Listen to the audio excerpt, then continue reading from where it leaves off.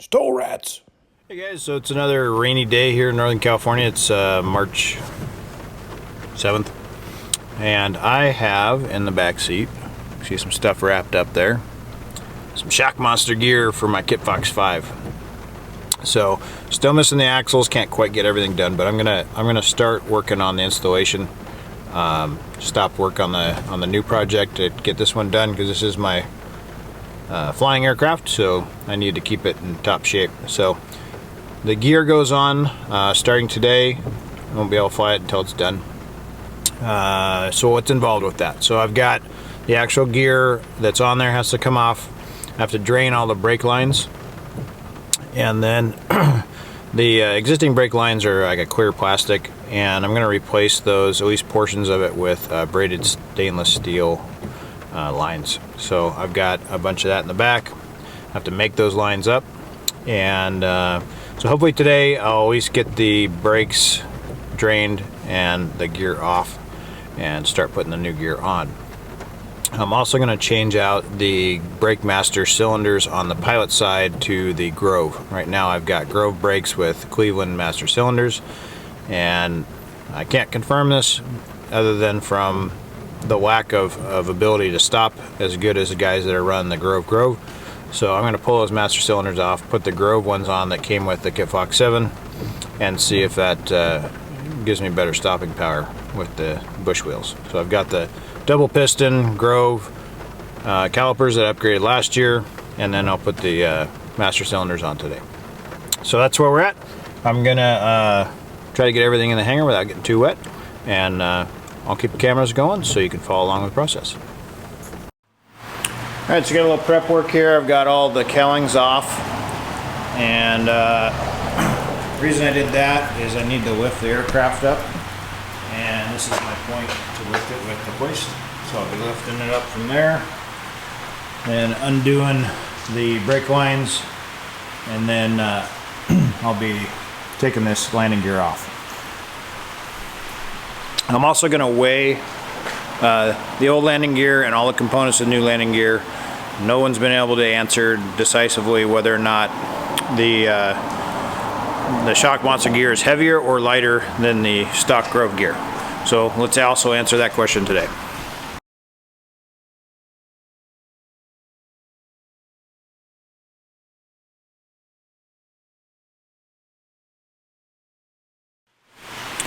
Alright, here's the components that I have so far for the shock monster gear setup. Got the gear legs, the cabane, and the shocks. So just missing the axles, which will fit into the end of the gear legs there. And they actually should be done and should be on their way getting shipped up here. I also have this brake line. I'll be using that to make up the new brakes and all these fittings. And then these are the compression fittings for the actual brake line, stainless steel. And then here's the Grove Masters that I'll be putting in as well. Yeah, the rain's coming down pretty hard, so hopefully you guys can hear me okay. So, start out by disconnecting the brake line right here. I'll focus it for you. And then took the bracket right there that holds the landing gear in place. It mounts through these bolts. Bracket mounts right here and right here. So I undid that on the right side, and I'm just about ready to disconnect it on the left side, and then the old Grove landing gear will be free. Well, there you have it. She's gearless, retractable gear Kitfox. So there was a trick there. This is my wing anchor, same thing on the other side. It's very tippy when you have it hanging from a center point on the axle. The roll axis is very tippy, so had to tie down the wings to keep it level. Alright, so we ran into some fitment issues with the cabane, so it's not quite in there. We're gonna have to have that remade but that's basically what it's going to look like. See how close the axles are to the ground. So it needs to come up even higher to get the tires on. So you can see the position now. The nose high, it's going to be even higher to get once the tires are on. And these are with the 26s. So it's going to be quite a different attitude. So it'd be fun to go out and fly this thing. Alright guys, so I'm going to be waiting a couple weeks to get the cabane back. It's going to need to be remade. And I think the measurement problem on it was the fact that the grove gear was still in place, and so we were just off by 3/16 is about it. So, but it's enough where I can drill it out, but I don't want it sloppy like that. So we're gonna go ahead and make a new cabane. So I'm taking this opportunity to make up these brake lines. They're stainless steel. I put some shrink wrap over the tube. You know, it's not shrunk down yet. I can slide it back and forth, and then I'll place that where I want to put the tie downs to hold this to the gear leg. And the way these work, you can see the if it's in focus, the end on it. The way these work is you unscrew the back piece of this here, and there's this little brass fitting in here, and then what the hose slides onto. So grab the spare end here, so you can see the end of the braided line. You want to make sure you flatten it out a little bit. Not flatten out, but round it out, because it gets a little flat when you cut it. And I do have these cable cutters in order to cut this stuff. But you take and slide the back part of the fitting over the hose, and then you're going to just peel back this stainless a little bit and slide the sleeve in between the stainless and the plastic fitting, and then that sleeve goes in there. I don't want to do this one because I don't want to crush it yet. But then you take this end and you slide that sleeve onto the nipple. That's right, I said nipple. And then this screws back together, and with that brass fitting in there, it'll crimp it down and make a tight fitting, and that's your stainless steel brake line. So that's about it on that. Making the links the right distance is crucial. I did one end, put the shrink wrap on, and then left the other end undone, because until I get the axles back, I don't know quite how to position the brake lines. So I'm doing as much as I can while I'm waiting, and right now I've got it all mocked up. It's all going to come back off again, but I'm going to make up these brake lines, and I'm going to switch out the master cylinders on the pilot side to the groves here. So get that done, and then I may take this opportunity to go ahead and put this Dynon D6 instrument in the panel as well. So it'll be a while before I'm flying, which is kind of a bummer, but trying to decide right now whether or not to pull everything off and just put the grove gear back on and get it going so I can fly at least, because it will probably be 2 weeks, and that's hoping everything fits the next time around. So it'll be a lot easier to do this if you just made them on for the plane when the plane was at the place where they make them, but you know that doesn't work that way. So the 5s are an older fuselage. They weren't made by the current Kitfox owners, so the measurements don't match up quite the same. So there's a little variation. So I'm not surprised. I'm a little disappointed that it's not ready to go, but that's part of the deal. So I'm gonna get these brake lines finished and then change out those masters.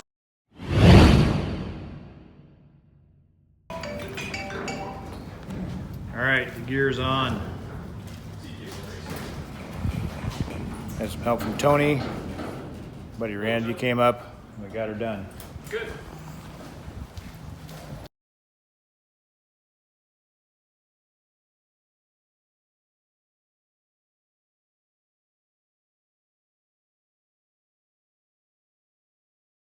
All right, good morning, everybody. So I'm finishing up the Shock Monster TK1 gear install on the Kitfox 5.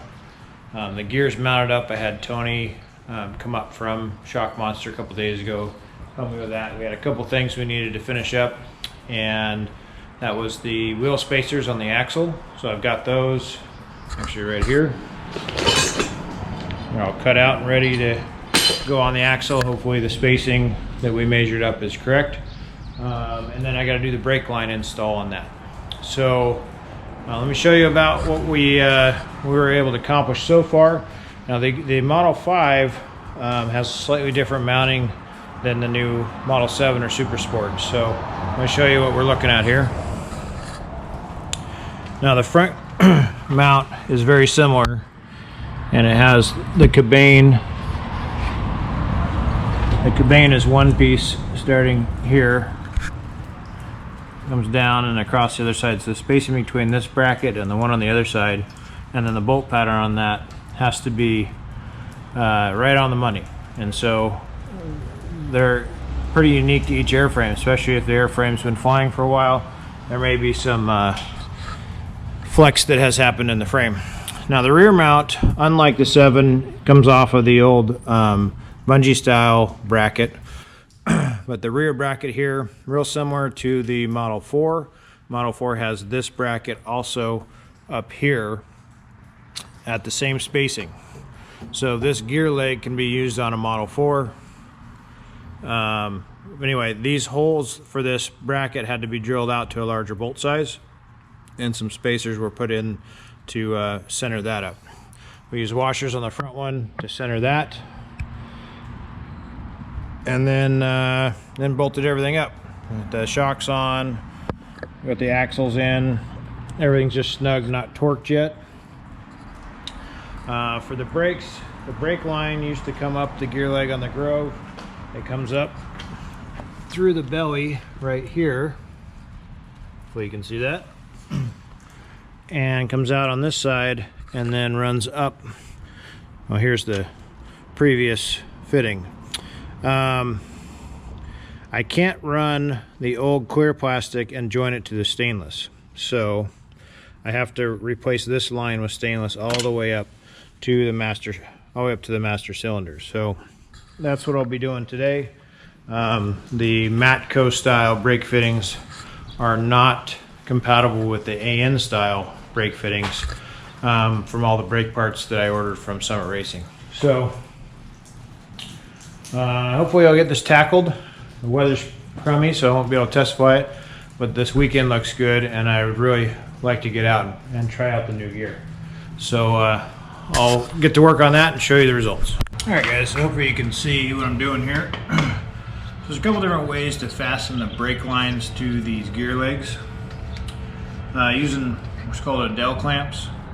You go around the tube and then around the brake line, and then put a bolt between the two, and that will hold it just fine.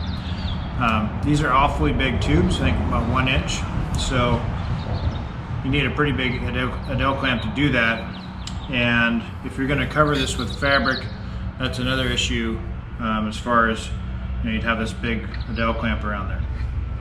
So the other option you can do is get yourself some hose, fuel hose. This is 5/16. Use a cable cutter, cut off a piece.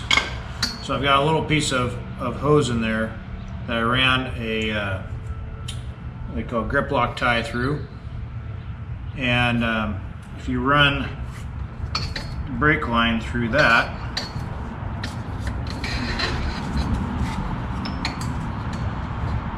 and I also put shrink wrap on here to protect the brake line where it does go through whatever fastener I decide to use. But you put the grip lock tie through the fuel line, and you can pull it tight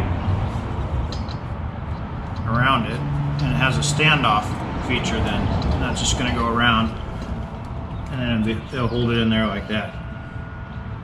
Now the other option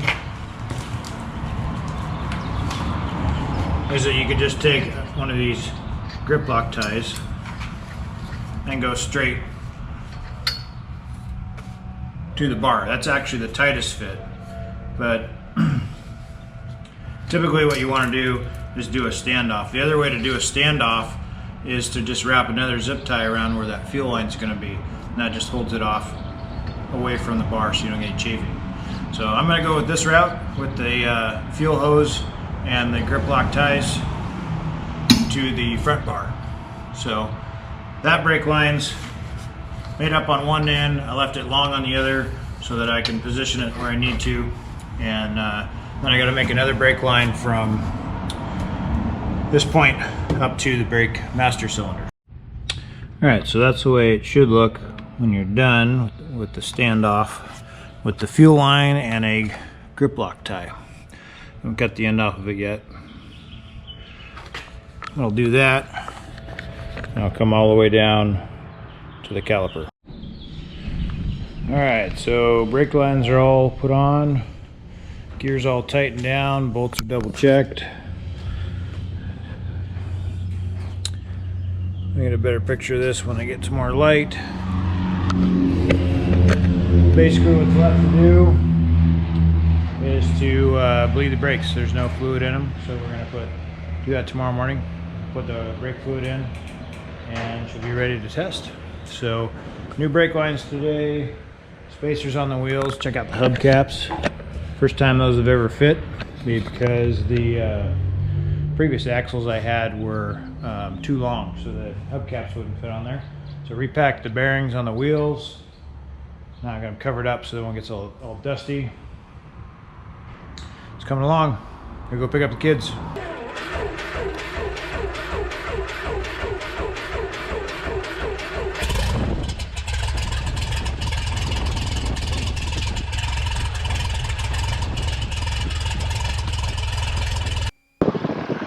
First thing we're going to do here is a brake test.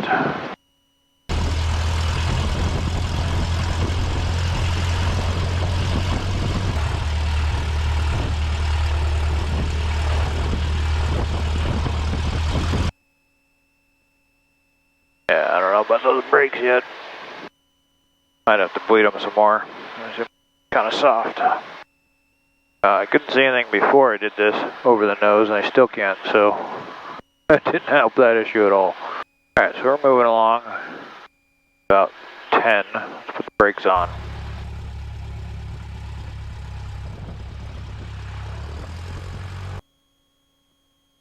Just not as good as I'd like them to be. Just kill me, I gotta go do a landing. Plus I want to see how it flies speed-wise. I really got my fingers crossed that it's not going to pull me down below 100 miles an hour.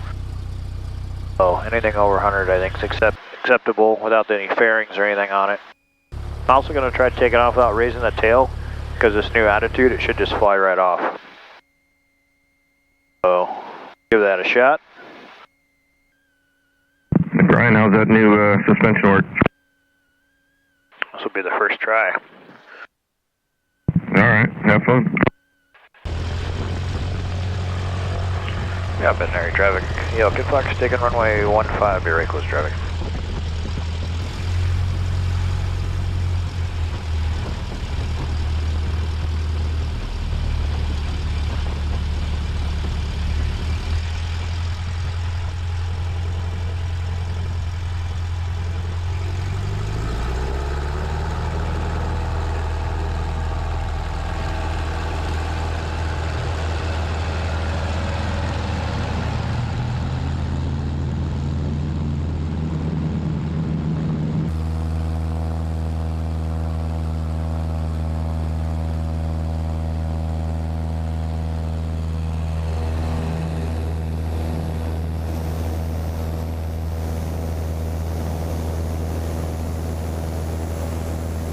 Alright, so I'm showing 104, 105 at 2350.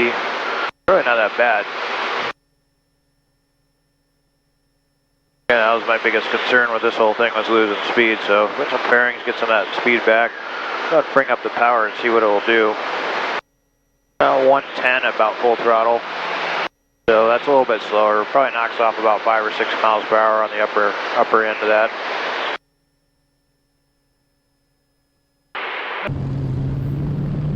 Alright, so here's my first landing, and I was a little cautious coming in because I wasn't sure when I was going to find the ground, and it was right about where I thought it would be, and so it was a pretty smooth landing.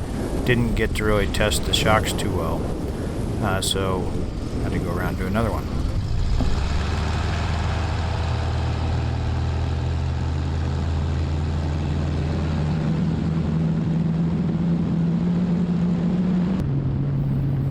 Now, the thing about trying to test gear out, it's really hard to do a bad landing when you're trying to.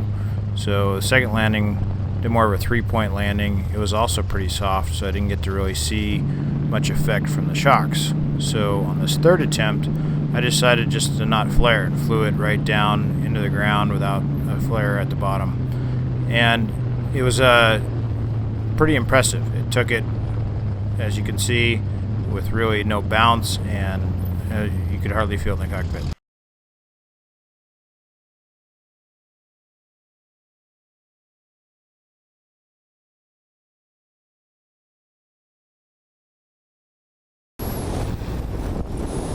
Alright guys, so pretty excited about this new gear. Just starting to get out and play with it. I'll be doing some follow-up videos as I test it. I'm already starting to change the way I'm landing. I'm able to come in a little bit slower, bring on some power at the end, get more of a 3-point attitude, and when it does finally stall, that nose drops and that gear can soak up that impact. So I should be able to land a couple miles per hour slower using that technique when it's appropriate. Alright guys, so go ahead and hit that subscribe button and notification, and I will do some follow-up videos on this gear as I go out and test it out, see what it's capable of doing. So stay tuned for more.